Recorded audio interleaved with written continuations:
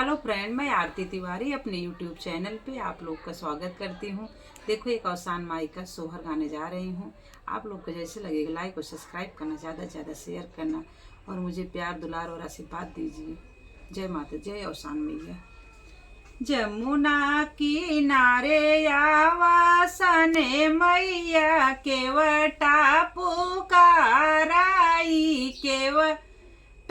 पुकाराई हो। केवटा हाली बेगे नैया लियावा मैं पा रे उतारऊ मई देश देखई जाबई, मई देश देखई जाबई हो।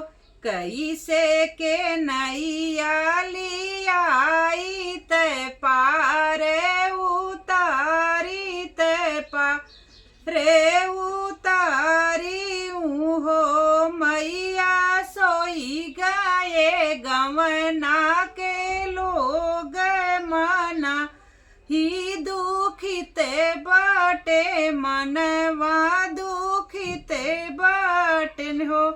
मैया घरे घरे दिया ना बुझानी, बजिने दुख रोवाई, बजिनी दुख रोवाई हो।